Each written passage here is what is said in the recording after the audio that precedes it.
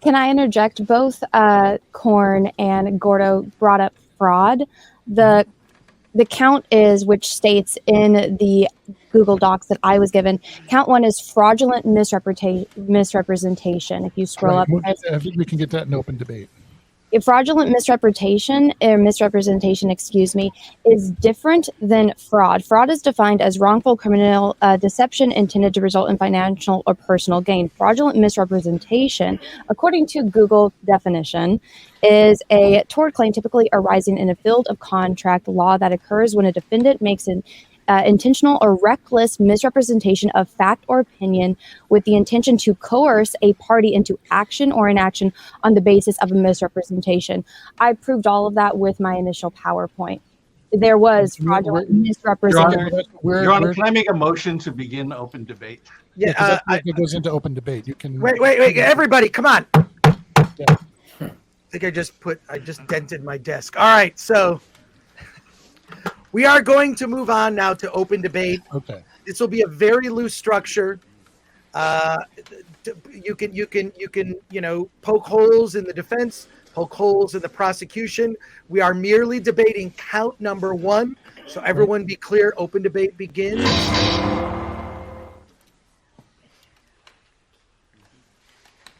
Open debate begins now. The floor is whoever speaks. This is open. Just to establish that fraud and fraudulent misrepresentation are two different things. Just so when we start this debate, we have that. I'm sorry, Anna. Whoever would like to speak right now, Alan and Mr. Ng and I will try to highlight whoever is speaking, and we will continue with this debate. Mr. Blackwood, just want to remind people, is he's been working on some sketches. I see sketches of Mr. Toto. I see sketches earlier of Ms. Anna. So there you go. If you could lower the iPad a little bit, so we can see. Am I the Chewbacca one? Yeah, there you go. So, thank you, Mr. Blackwood. Thank you. Open debate. Anything that's on the table for charge number 1.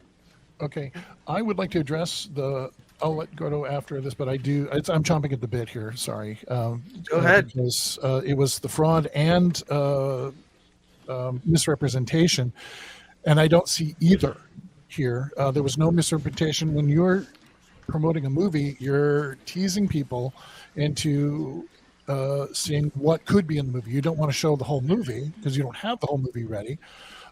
So they're just showing that there's going to be Han, Luke, and Leia in the movie, and that's it. And they're going to be continuing the Star Wars saga with also new characters. So I don't see how anything else is either misrepresented. Well, George felt that way, and it was a fraudulent misrepresentation of the deal that he was getting and the treatment of his legacy. And George, the man who created Star Wars, felt that way. Objection. Okay, I'd like to ask for relevance because George Lucas is not considered the evidence. It's in this book. There are references for it. There are all of the. None of us have read the book. None of us have read the book. So maybe you should do your research before you decide to debate on a topic like this. Okay, well, it was presented to us right here and I didn't even hear about the book until now. So the book has been out for years, and it did make headlines when it was coming out about Star Wars. That's nice to know, but can I actually state my objection? Excuse me. The objection was relevance. I'd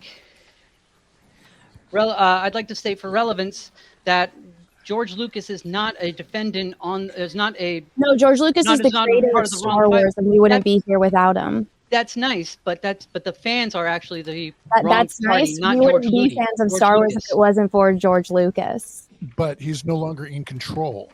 I know, because it was fraudulent misrepresentation, and he got swindled out of his company and his legacy. According to him, but I mean, he can't. Has he been able to sue them successly for that? He can't sue them. He was backed into a deal. He has spoken out. We know that he was backed into a deal. He's expressed that. But I mean, if he really did feel that it was fraudulent, he'd be able to sue and have a good case. That's not how it works when you enter into a business arrangement to it's not. Then what is? How is your case that it's I presented it earlier. You did, but I mean, how is it relevant? The entire topic of this count is fraudulent misrepresentation, and I proved to you all how exactly that happened. Nobody read. Misrepresentation or misrepresented the deal that they were making to buy Star Wars and protect George's baby and his legacy, which they did not do. They bought his scripts and they did not use him. They complained that there was no creative pipeline set up, but there was. He misrepresented all of the facts, and you can easily go and research all of that like I did and see. Let me give you an actual passage from Bob Iger's book. He says, George immediately got upset as they began to describe the plot, and it dawned on him that we weren't using the stories he submitted during negotiations. Again, this is Bob Iger speaking. George knew we weren't contractually bound to anything, but he thought that our buying the story treatments was tacit promise that we'd follow them, and he was disappointed that his story was being discarded. I'd been so careful since our first conversation not to mislead him in any way, and I didn't think I had now, but I could have handled it better. So there is at least gray area there that George was under an impression that his stories would be used, and was disappointed that it happened. And yet I think he knew legally he had no recourse in that case. We mentioned before how Mark Hamill basically does not appear in The Force Awakens, which is as fraudulent as possible for two reasons. One, there was that classic picture, that black and white picture of the entire crew, old and new, reading the script. Why was he even there? I mean, he must have been fetching coffee.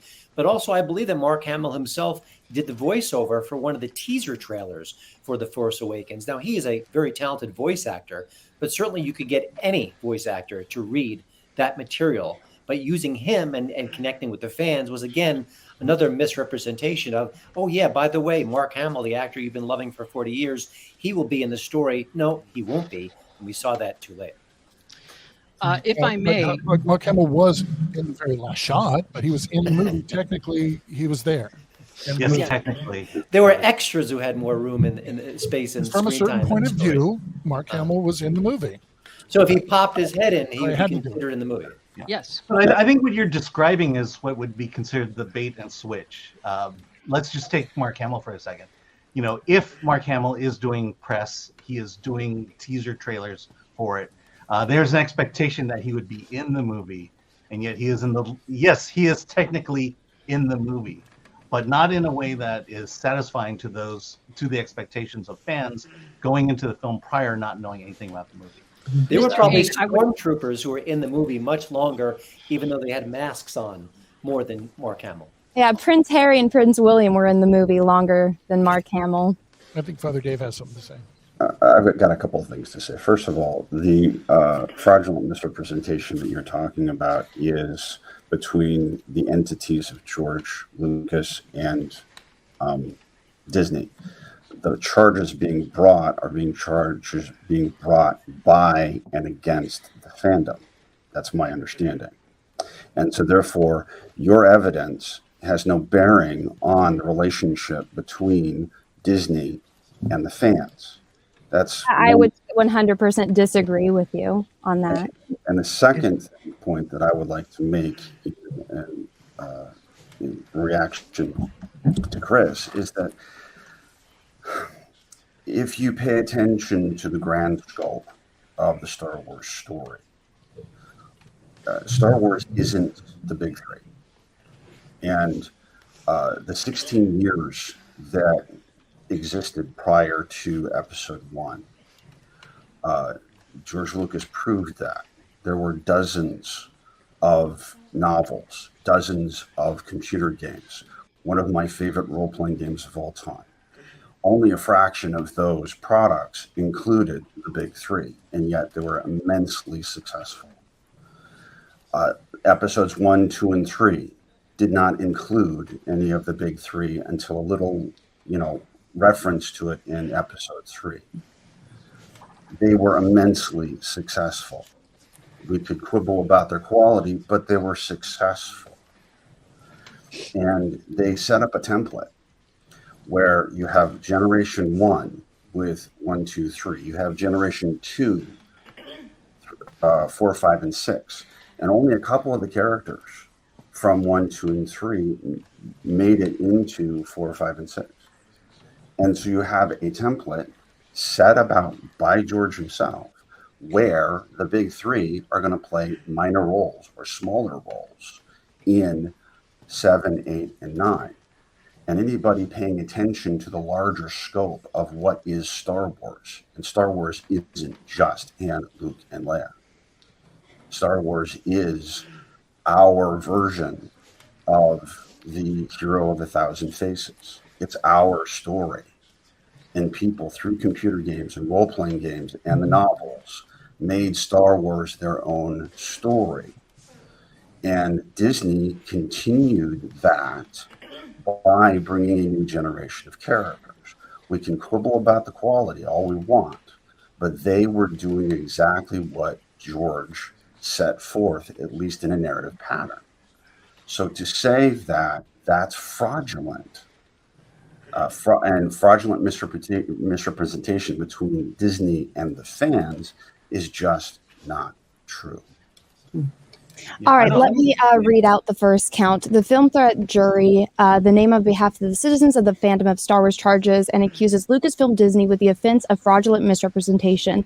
On or about the 30th day of October 2012, Lucasfilm Disney did unethically and fraudulently misrepresent their plans for the Star Wars franchise as a whole, meaning George Lucas, the company, and the sale of Star Wars. Also, George was a big fan of Joseph Campbell, Power of Myth, Hero of a Thousand Faces. What you brought up earlier with Han Solo's death was the death of a villain, not a hero. It is very well laid out in not only Joseph Campbell's, but also Carl Jung's interpretation of what that means. Chris did an excellent video on it, or excuse me, Frank did an excellent video on it back in the day. But to, just go over your point, it's not just the fandom, and it's clearly laid out even in, when it first represents it, and then in the very last sentence it ends with Star Wars franchise and fandom. That would include George Lucas, the sale of Star Wars, and everything that pertains to that.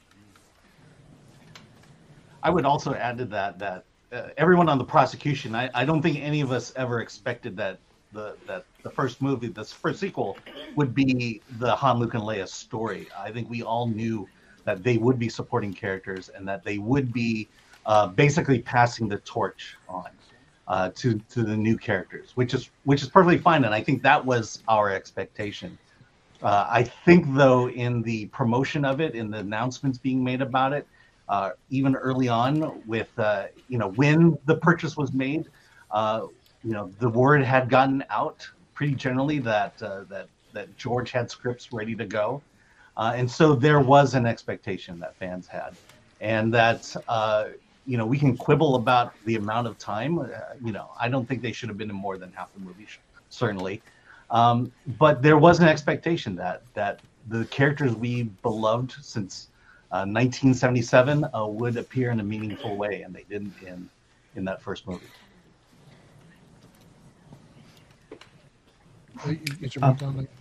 If I may jump in. Jump in. Okay. Open debate. Go. Wait, so, Anna, you told the great story there about Iger, and certainly he sounds like the villain in this story, that he did some really shady things. So just so that I understand, the charges here are against Lucasfilm Disney. Is franchise as a whole. Okay, so is Iger synonymous with Lucasfilm Disney for the purposes of our time here today? When you become the CEO of a company and you own everything under it. Okay, so we can use Lucasfilm Disney and Bob Iger interchangeably. Is that fair enough to say? Well, I think you should, say what you mean, because we have a chat, just so everyone doesn't get confused. That's why I define fraud and fraudulent misrepresentation. And sometimes it is just easier to say people's names. Okay, great. So my question is it okay if I proceed to refer to Bob Iger in the place of Lucasfilm Disney? Would that is that please the crowd? You're making. Pardon? It depends on the point you're making. I don't know you, so I can't assume on what you're saying. Oh, okay, well, let's continue then. So what I'm doing right now is I'm proceeding to treat Bob Iger as Lucasfilm Disney. If you feel I'm going somewhere where I shouldn't, please just jump right in. Because what it seems like is happening, if I'm making notes about your argument, and what I'm writing down here is Bob Iger did not use George Lucas material, which was disrespectful to George and everything he did. Therefore, fraudulent misrepresentation was committed. QED. Is that fair enough to say? Because that's why I feel well, no, that is actually incorrect. He did use. Well, he did not use his sequel treatment, but he did go on to later, changing the Star Wars Clone Wars. He did use the initial plot for Strange Magic and, manipulated it into Frozen. And he did make other changes based on stuff that was already there. But he did claim that George didn't have any of that when he was assessing the company for its value. So it's a yes and no question. So if you have more specific points that you want to talk about, we can talk about that. Okay, so yes or no, did Bob Iger announce that the big three were going to be in mini scenes together, and you can expect mind-blowing stuff out of these three people being the scene together? Yes or no, did that ever happen? I don't know. I don't know every word that Bob Iger's ever said. Someone has a good point here. Retribution Zero says, objection. The definition is issued in the court documentation. He's trying to amend the charge. I just want to keep the conversation focused. And I know it's written in legal language, which is, which can be fun. But the point is that did the audience feel there was some fraudulent misrepresentation, because the audience felt they were going to get one thing and got a different thing? The audience felt as if Han, Luke, and Leia would be reunited in Star Wars sequels, and that did not happen. I think that's the core argument. I'm not trying to put words in the prosecution's mouth here, but I'm reading the chat, and if I'm reading the chat correctly, that's kind of the thing that they'd like you all to debate. Okay, and also, you don't need to be in this part of it. You don't need to be super formal. This can be also just like a regular live stream where people debate. I mean, I'll step in if I think it's going over the line, but feel free to argue this stuff and debate it and go right ahead. Okay. So bottom line, you paid for this, but they gave you that. Agree? You paid for this, but they gave you that. That's certainly an element of it, yes. Okay, you paid for this, but they gave you that. There was, if I can tell a very quick story, there was a Canadian businessman went down to the island of Turks and Caicos to open up a movie theater. Can I just say, can you not block your mouth because it cuts off from your microphone? I'm sorry. So anyways, this guy opens a movie theater down in Turks and Caicos. Opening night, shows the movie. Locals show up. A lot of them fell asleep. They got up, and afterwards they went up to the booth. Yeah, I didn't like the movie. I want my money back. And they tried to explain that's not how a movie works. I'm very sorry if you didn't like the movie, but you bought it, you used it, that's it. No, I really want my money back. I'm sorry, we don't do that. So they burned the theater down. That's the end of my story. The point is, here are people who feel they went and paid for something, they didn't get what they wanted, and they came out with this. My point being, disappointment. I mean, I just can't equate disappointment with the feeling, I got ripped off. I paid for this, I paid for this, but they gave me that. So, rhetorical question. Picture yourself, December 2015. You're on the way to the Force Awakens, and an insider calls you up and says, hey, I got to tell you, Han, Luke, and Leia are not in a scene together. Do you proceed to go and watch The Force Awakens, or are you so offended you don't go? I just want to point out that the chat, someone in the chat, Zavin, who's a member, thank you, says this is the worst metaphor ever. Can I actually answer the question? Yeah. Okay, sure. So I actually have a perfect example for that. I would like to point out first that it was a straw man argument. Also, it I'll get to it. But so I know we're all Star Wars fans here. This is a Star Wars trial. Star Trek is also a nerd fandom aspect of it. And one of the best sci-fi movies ever made, which is critically acclaimed as one of the best sci-fi movies ever made, is The Wrath of Khan. And Khan and Kirk are never once in the same room together. I mean, they talk through the screens like we are now, but never once are Ricardo Montalban and William Shatner in the same room. But it still has that dynamic energy, that tension, and that heart behind it. So you can do a movie where the characters aren't in the same room, never are one-on-one with the scene together, and still make a great movie. So that's, an example for your point. Another point is, which I think you had one story and then you kind of went off on another. Can you make the first point again? Because I did have something to say and I got distracted by your second point. It was they fell asleep in the theater. Yeah. I'm sorry. Like, yes. Burning it down. Before burning it down. Yes. I would argue we didn't burn anything down. Svan didn't. We voiced our upset at what happened. I would argue that they burned the theater down while we were inside. And when we said, hey, you tried to burn this building down when we were inside, what the hell? And they're like, you're a racist, misogynistic man baby that lives in your mother's basement. That was their answer to burning down the thing that we loved while we were there in it. Yeah, I think to your metaphor, it would be as if Disney had bought your favorite movie theater, showed a bad movie in it, and then all the fans burned it down. There was already a relationship with the movie theater prior to the new owners coming in, and there's that upset. And then let me also make this broader point. The entire charge is the fans. Basically, it's the murder of the Star Wars franchise. The accusation that Disney had murdered the Star Wars franchise. And the reason we are going into this specific point is because this is the first charge. The first, we're saying that this is where it all began. Okay. This is the first step that Disney took. And we will go down the line with the weeks to come to just build upon this point. Okay. And I think here what we're trying to say is that we were promised something. George Lucas was promised something. And by bringing George Lucas into it, in a way is a connection between what fans expected. Because what fans expected is what we thought George was what he expected as well. We were talking about. Excuse me, Mr. Ng. Let me just say this. Dr. Gordo told a story where someone fell asleep in a theater. I'm falling asleep during this debate. I really want to see you all step up. Okay. Your dog is ugly. Hey, I'm serious. Mr. Ng, you have grimaced your last time in my courtroom. I see you smiling in between arguments. Oh yeah. It's hard My to dog is the cutest dog ever.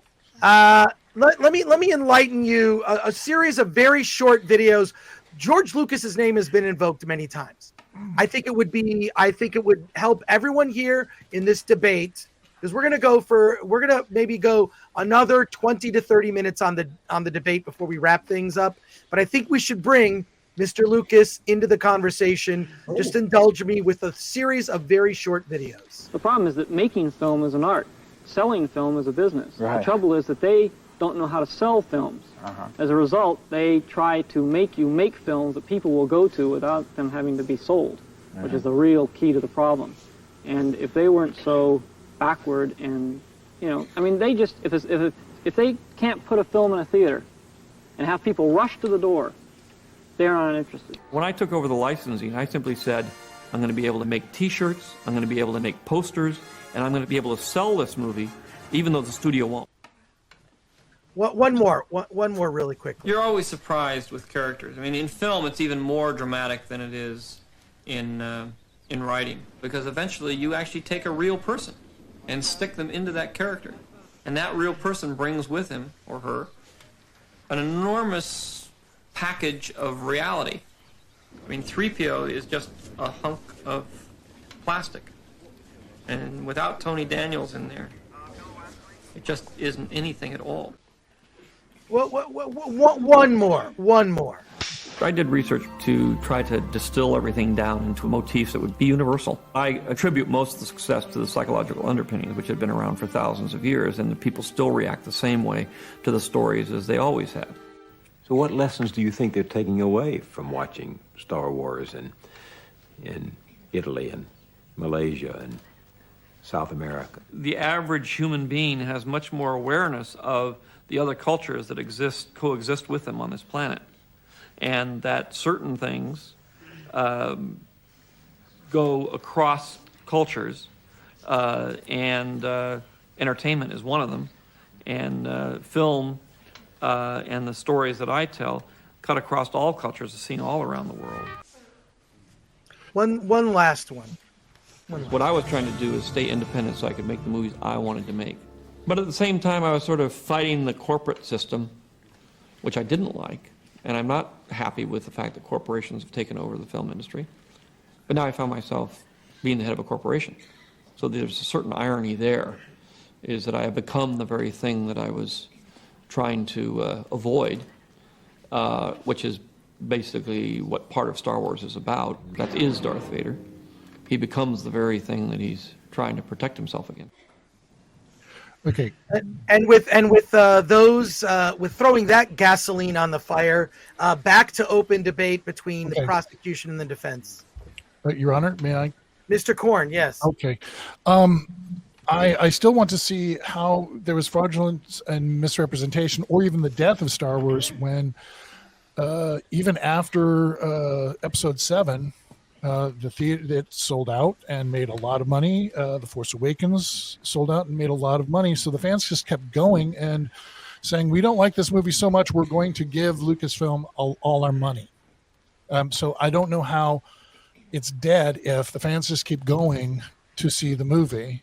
To Lucasfilm and Kathleen Kennedy and Bob Iger, it's not dead at all. It's very vital. We have The Mandalorian, we have Boba Fett, we have other cartoons and other shows and games still being produced that are still very popular. And so I don't see how it's dead, and I don't see how there was any sense of misrepresentation when they do have Episode 7, they have, the hero's journey. They have some of what is set up, because even Lucas himself said, "Hey, I became the very corporation I, set out not to be," ironically. And he did, and he gave us the prequels. And I have to bring up the prequels because there's a jumbled mess there for the writers and producers to latch on to make it all connect to 7, 8, 9, 1 through 6 to connect on and carry on. And so there's a lot of continuity that's really hard, and they still managed to pull off what they could. And whether Lucas is directly involved or not is irrelevant. What we've seen on the screen is, and we still, and Star Wars is support, but we still, the only reason it's on life support is because the fans just keep filling the theaters. And if we really want it to die and say we don't want this, we have to let them know with our wallet. Well, to argue, sorry, can I argue that point before you go? My colleague has the floor. Not you. I was saying the guy that was pointing. I didn't know you wanted to talk, but I'm sorry. I also, sorry, I think you're muted. Father Dave, you're muted. Yeah, there you go. Just really briefly to argue your point, there is a clip out there. It's actually my intro on my channel of Mark Hamill giving a presentation to young actors where he says, just because a movie makes money doesn't mean it's good. As an example, Transformers. And you can ask any hardcore Transformers fans, the movies do not follow the continuity at all. And right, but that's not my point, is that it's not dead, and I still don't see any fraudulence. Well, you're talking about the fandom, and I already showed you the fraudulence. You were pointing out another point, which was about the money. It's and irrelevant. They're both intertwined with each other, because if it's dead and they were, fans were so disappointed that it wasn't Star Wars, why would you go to see another Star Wars movie? The people that are going to see Star Wars, the new Disney Star Wars, aren't real Star Wars fans. They're new and Disney. How do we know that? Well, was there an objective way Christian, to I think this was your point that? when you were presenting. Can I speak to this? Can you hear me? Yeah. Okay. Yes, Father Dave. There's someone I know at 200 Watt Studio calls me out as disingenuous, and that I'm building a straw man. And I think my colleague is making a very important point, and that is that people are disagreeing with my assessment that Star Wars isn't George Lucas. Star Wars isn't Disney. You just heard that, George talking about C-3PO, putting a human being in there. Film is a collaborative process. And part of that collaborative process is the audience and how the audience interacts and participates in that story. And Star Wars as a franchise is not dependent upon George. It's not dependent upon Disney. It's dependent upon us. And our interactions with it will determine the future of Star Wars, not Disney, not George. And again, for 16 years in between Return of the Jedi and Phantom Menace, Star Wars existed almost solely in terms of new content as participatory media, games. And we played characters in the Star Wars universe. And that Star Wars universe continues to live in those games. And so we will continue to make Star Wars as fans. And it doesn't matter what Disney does. It doesn't matter what George does. Real quick, Ms. Anna, many were saying you should play She-Hulk in the chat. Leave that up to them. One of my favorite characters, but I am far too short and I cannot turn green. Okay. Well, John Long, last name, who's a member, says, now you have to define a real Star Wars fan. I can't wait to hear that.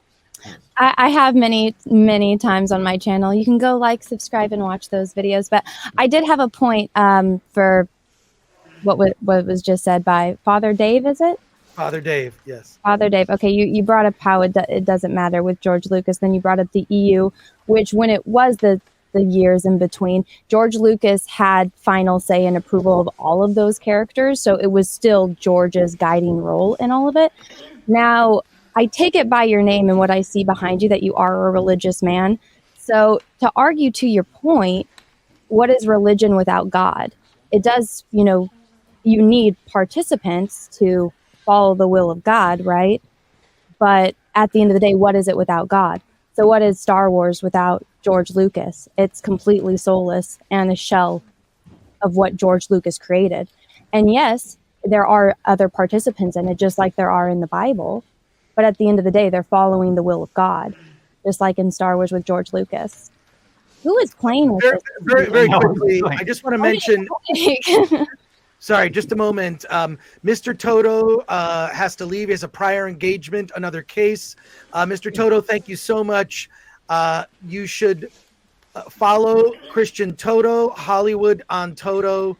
Look up Christian Toto, an accomplished writer, very active on social media. And Mr. Toto, thank you. You are dismissed. And thank you so much for your participation, your arguments, and this beautiful sketch by Mr. Blackwood, which I'm sure you'll find on Instagram. Thank you, Mr. Toto. We'll see you in a future debate. My apologies. I'm sorry. Did I interrupt you, Anna? Ms. Anna? But I did break the seal earlier, so I have to pee. I'll be right back. Okay, Ms. Anna will also be taking a quick bathroom break. Who would like to continue? Mr. Korn, Mr. Korn, you have the floor. Thank you. I'm jumping at the bit because Anna said what she defines as a true Star Wars fan. That's a no true Scotsman fallacy right there, right? If no true Scotsman would, no true Star Wars fan would, whatever, if you've heard of the no true Scotsman fan. So that's an irrelevant argument to say that, because there's enough fans that go see and just flood the seats. It doesn't matter what you think their level of fandom is. These are people that are going to see and pay to see and keep what Lucasfilm and the people running it see it as. And it doesn't matter. And God, George Lucas, has sold off the rights. He is no longer God now. It is Kathleen Kennedy. So we have to bow to what her. And she has often said in interviews that she does side with the artist, but every good producer has to totally side with the money side, because they have to make sure their big job is to make sure that everybody gets paid, including the director and the actors and the producers and the studio, to make sure that they get their money's worth. So it's a balancing act, and she's always put in the crosshairs. People like that are put in the crosshairs. Now, I'm not totally defending all of her decisions. Just to let everybody know, please do not come with torches and pitchforks to my house. I do not defend her, but I am just saying that this is things that you're asking for an open discussion, and these are things we need to keep in mind, because the fans don't completely write every bit of Star Wars. They shouldn't, because it would be a big mess. We should have some input, and if we want to have actual input that they're going to listen to, we have to do it with our wallets, and you can't say that no true fan. So, my defense is that there's, it's money. It boils down to money, and if we really don't like it, then we should stop buying the video games, stop buying the comic books, stop buying the cartoons, stop subscribing to Disney Plus, stop going to the theaters. All right. Well, everyone has their finger up. Just a moment. Really, Luke Skywalker, the young hero of Star Wars, as he evolved from script to storyboard to actor in the person of 25-year-old Mark Hamill, Luke became a projection of every young boy's adventurous spirit. The best thing about this whole film has been the kids, because they think they know me now. And since my character in the film appeals to them, they feel very safe with me. They feel like, well, I could do that. We'll start with, we're going to get everyone, Father Dave, start with you, and we'll go to Mr. Willie and continue. Well, to answer Anna's religious question, since that's my area of expertise, one of the things that you have to understand about at least the Christian point of view is that from the very beginning, God, the Creator, created Adam in the image and likeness of man, meaning that Adam, mankind, humanity, is a co-creator with God. And we see this in Genesis when God takes the animals in front of Adam to allow Adam to name them. There is a relationship that exists within the creative process, regardless of who you consider to be God. And in the case of George, his creative process, his creative process was not entirely dictatorial. He had to be this cooperative being. He had to co-create. And part of that co-creative process was the audience. The audience loved this movie. And he didn't even plan to make Empire Strikes Back because he didn't think the audience would love it so much. The audience is much a part of this creative process, as is George. And as time goes on, we are going to be more important to the process of Star Wars living than George ever. Yeah, and I think what this whole the 9 charges is our way of saying no, we're not. We are not part of this process. That Disney is a part of this. The company that owns Star Wars, owns all the intellectual properties, own everything ever connected with Star Wars. That they are the ones in charge, and that we as fans are not a part of that, and that we are expected. Really depressing. And I will say that that the reason why The Force Awakens was such a big box office blockbuster was the fact that it had us as the built-in audience, and that we were going to see it no matter how good or bad it was, because we wanted to see new Star Wars, and they took advantage of that. And I think over time, over the next 9 weeks, and over time, we're going to see what exactly Star Wars has and what Disney has in store for us fans for Star Wars. Because as we say, we believe that they murdered Star Wars. To jump in, he chose to collaborate with other people. He did not have to, but that was his decision as the creative head of Lucasfilm. Disney, on the other hand, is choosing to do the exact opposite of what George did. George listens to feedback. He takes that in mind. He allows people to prosper under his company. Like, they're doing the Ahsoka show. That was based on Dave Filoni's character. That was created alongside of George Lucas. We have the Clone Wars. All of that, all of the EU, all the video games that you brought up, George chose to make those collaborations and to overlook it, like bringing back in the Bible with that. Again, you wouldn't have all of that. You wouldn't have Adam if it wasn't for God. You wouldn't have Star Wars if it wasn't for George Lucas. Then, like, I'm sure with the Bible, you had, God gave us his one and only son, Jesus Christ. And we had, the Romans came in and decided they didn't like that. And they crucified Jesus. And we all know what happens from there. And I mean, it's, you brought up Joseph Campbell. We have that with Star Wars. You see that in the Bible.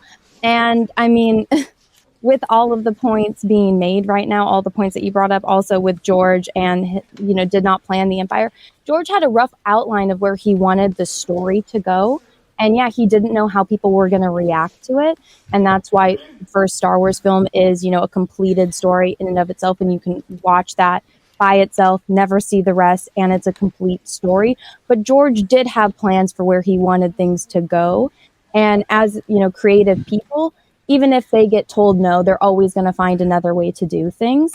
And I mean, that's shown in the Bible as well. When you're told no, you find another way to do things. That's, when the Christians were being persecuted by the pagans and the Romans, and you weren't allowed to show your religion. That's where the fish comes in. They would write it in the sand, right? To let them know that you're safe to talk about, Jesus with us.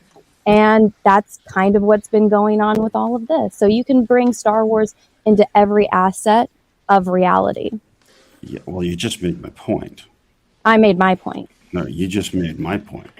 No, I didn't. But what I find very ironic here is the fact that suddenly we're suddenly transformed into the idea that the people who are supposedly defending Disney and the people who are actually defending the participatory power of the audience and the people who are supposedly prosecuting Disney are the ones trying to hold up the myth that Disney actually That's not exactly what I'm doing at all. I don't understand that point. And that it's all up to, we're completely beholden to Disney for our ability to participate in and love and do Star Wars. And I think that's a lie, and I think it's unfortunate. Okay, I don't think you're understanding the point I'm making. Okay, we did. You're understanding the point I'm making either. Okay, so we disagree. Mr. Willie, go ahead. Say what you want to say. You're muted. Thank you. So my point is to the fact, well, there was a lot of points, honestly, but when you look at it, George Lucas is like, as someone had once said, filmmaking is a team sport. And George Lucas, while he needed a team to make his movies, while he is considered an auteur, I mean, he needed that team to be able to make his movie. He changed C-3PO's character from being like a greasy used car salesman to being like a butler, but just because of Anthony Daniels' taking of the role. For example, of him, kind of changing his gears. The problem is, I think, is that George Lucas played ball and was open to criticism and was open to new ideas and in his own way. And Disney is doing the same. They're just doing it they're just playing their ball. And they bought Star Wars. If they bought Star Wars from George Lucas. George Lucas signed those documents, collected that money, and yes, while he was miffed that they didn't use his story treatments, that happens in Hollywood a lot. It's not a it's not a fraud. It's not fraud that he used it. And now, while there's people in the chat saying that, oh, well, Disney broke it and whatnot, that's up for debate. That's up. And that's why we're here. I know. I'm saying that's up to individual taste. And you wouldn't have Star Wars without George Lucas. But that's not the point here. Is that the point is that there's fraud, and there is. They like the company from George. They bought the company, but they still produce Star Wars movies that people went to go see. And they misrepresented what they were going to do with the company. How did they misrepresent anything? I don't see. I already went through that point by point. You did, and I still don't see. As those points were coming up, I didn't see any fraud because they still see a Star Wars movie. We still see a conflict. We still see people learning about the Force. Preserve the culture and the creative ideas that George laid out. They did not laid them out, but they still produced. Disney had just bought Star Wars, but they did not preserve the culture. And they did not preserve the culture. They still have the Jedi. They still. Well, and then honestly, you have the man who created it telling you that it's not right. Can I finish, please? Can I finish, please? Okay, because it's really hard to make a point when I keep getting interrupted. So. Oh, I'm trying to address each point because it tends to be here's one point, here's one point, here's one point. So I figured I would just address them as you make them. I'm sorry. I'll stay quiet until the end. Okay. Because I still don't see. Any fraud because they still have all the basic points they have. They even have the hero's journey. They're not really well done, but they're still done mostly. They presented a struggle between good and evil, the light and the dark. They have the Jedi. I honestly like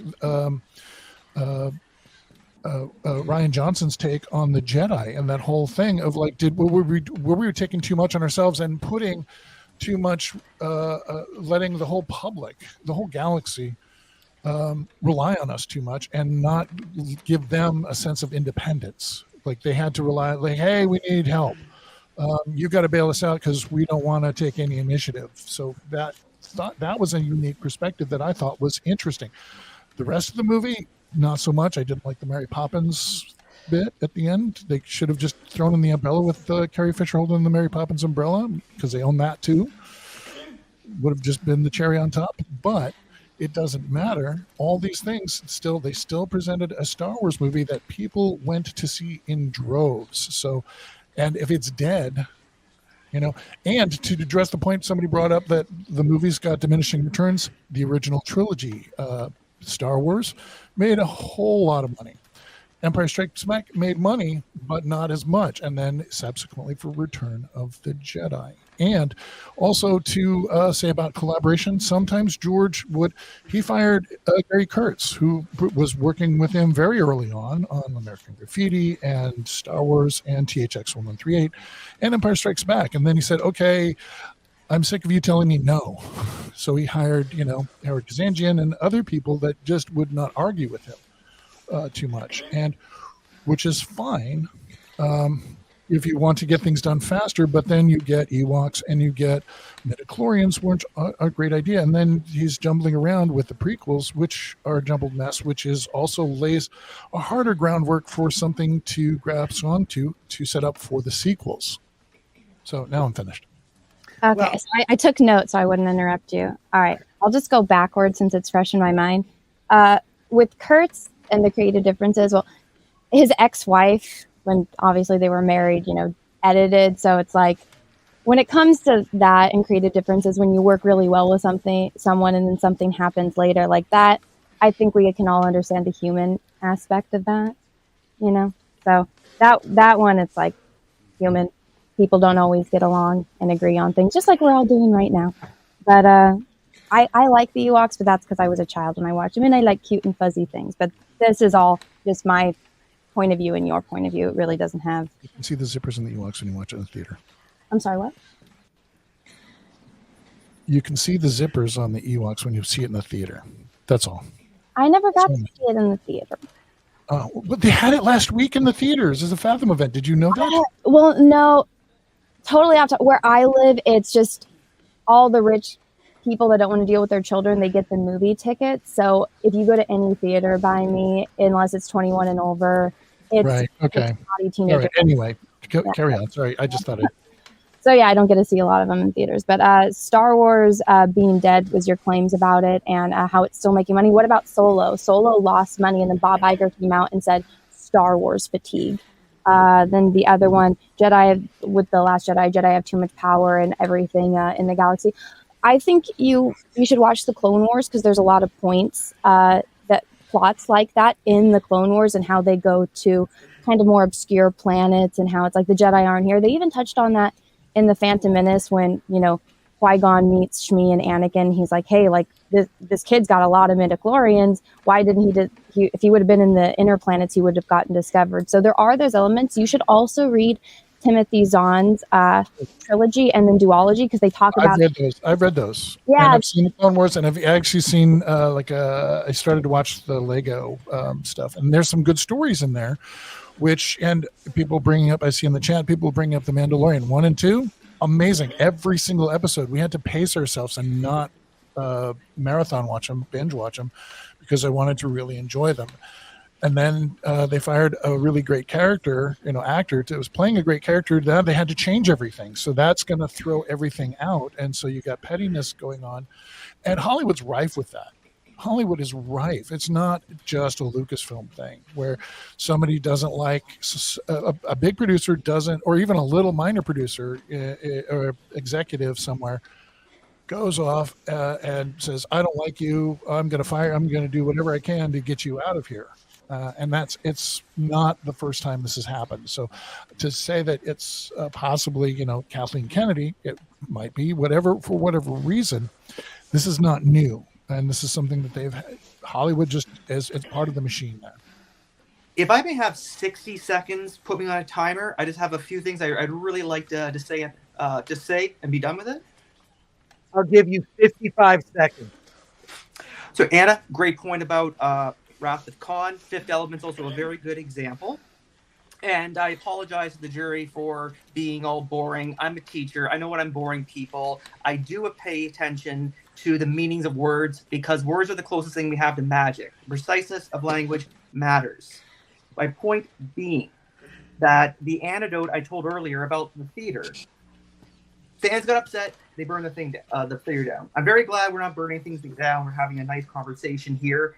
And I'm just hearing what you're saying. I feel you're coming from a place of hurt. You were very disappointed with the quality of these movies. They really dropped the ball.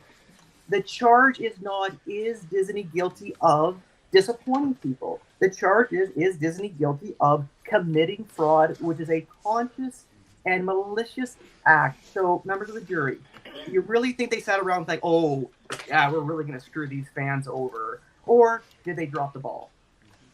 Thank you. I would just like to point out again, it's not fraud. Fraud and fraudulent misrepresentation are two very different. They are similar, but they are very different things. And like you said, words are the closest thing we have to magic. So it is important to distinguish that. Mm-hmm. I'll also say that it wasn't The Force Awakens that made fans want to burn the theater down. I mean, we're basically talking about this. I believe it's right after Kenobi came out. And that was the feeling we had, that, yeah, Disney had finally had, that was kind of the last straw. And that's when I feel like, we seriously started thinking about burning the theater down, so to speak. Mm-hmm. But this has been over time. And we're just, with this particular point, stating that the foundation of where Disney has brought Star Wars to today started from the purchase of Star Wars and Lucasfilm. And that's where it all began. It kind of feels like, wait a second, this lesbian bar doesn't have a fire exit. Like, how long do we need to sit here and look around before we realize what's going on? And it does get to a point where, how quickly should one recognize fraudulent misrepresentation? Is it something that you should notice, like that car analogy we heard earlier? You drive it, the wheels fall off. Yeah, you know what? I think there's some fraudulent misrepresentation going on here. Or is it something that we can only understand from years of taking it in and having... But either way... I mean, I'll speak to that. Let me speak to that real quick. I think I think the general feeling when The Force Awakens came out was that it was a great movie and that Star Wars is finally back. And what you do see is that over the weeks and months, that feeling started to sour a bit. And that the same thing happened when The Last Jedi came out. There was a lot of fans. I was a big fan of The Last Jedi, but half of the people weren't. We had the Last Jedi debate, and with the Rise of Skywalker, you just started seeing this downward progression. And I think that's what we're really addressing overall here. Well, if I may, I would argue that, because I know a lot of people in the chat, and I know I forget if it was either you, Alan, or Anna said a little bit about Solo, is that yes, Solo was considered the first Star Wars flop. However, Rise of Skywalker, love it or hate it, it still made over $1 billion. So it's not if we're going by the same argument that, because of the Last Jedi was killing the fan base, and that they immediately were losing money because of Solo, then why didn't the Rise of Skywalker make less than $1 billion? Luke Skywalker, Princess Leia, Han Solo, Lando. Also, based on how much a movie makes doesn't mean it's good. That's according to Hollywood. Terrible movies that make a lot of money. Yeah, that's true. But in Hollywood, from the business standpoint of Hollywood corporations, that is exactly how they can tell when something is a hit or that is something is considered quality or not, is how much money it makes. And if let me going just by, do this. I'm looking at the numbers here, domestic. So I don't have the global numbers right now, but domestic. Star Wars, The Force Awakens made over $1 billion domestic. Rise of Skywalker did the worst of. It did slightly better than Attack of the Clones, at just over $500 million. And again, I'm talking domestic here. Yeah. And so you do see a massive drop off when it comes to where it started with The Force Awakens and to where it ultimately happened. Half of the box office disappeared at that point. Real quick, the chat is asking for Mahler. Mahler will be in a future episode. You were giving me hell for taking too long. How are you going to manage Mahler? What? Can you keep him? That's okay. Do we need a special time limit for him? Look, I want there to be some structure to the debate, but that doesn't mean that people can go slightly off, and debate as you would in real life while you're waiting in line at a convention. You were going to say? Yes, I was going to say, just to kind of add on to your comment, because I noticed a lot of some of the highlighted marks that were basically that, like, the defense were a bunch of shills, we weren't real Star Wars fans, etc. And if I may say, that's nothing further from the truth. We are presenting a case. We're presenting a case, nothing more. Everyone deserves a defense, even Star Wars. And even Kathleen Kennedy. Even Kathleen Kennedy deserves a defense. And I know at least Gordo and myself, we submitted audition tapes where we talked about how much of a fan we were for Star Wars, and if we weren't real fans, we would not be here. I can guarantee that. So we were showing each other Star Wars memorabilia. Exactly. To express how Star Wars, what it means to me, I would need that Star Wars girl amount of time to give it, to do it justice. And that's just a segment, right? Oh, yeah, then that'd just be chapter 1. So, but I didn't feel my job here today was to either say good things or bad things about Disney Star Wars. Just simply, this charge 1 does not fit. Just because you were disappointed by the film does not mean you are the victim of fraudulent misrepresentation. Done. And also, there's other charges here to discuss. When it comes to charge 1, members of the jury, search your feelings. Hands down, do you honestly feel you are a victim? Or are you just disappointed? By the way, I get called a shill all the time in the chat. Yeah, I can confirm that from Alan.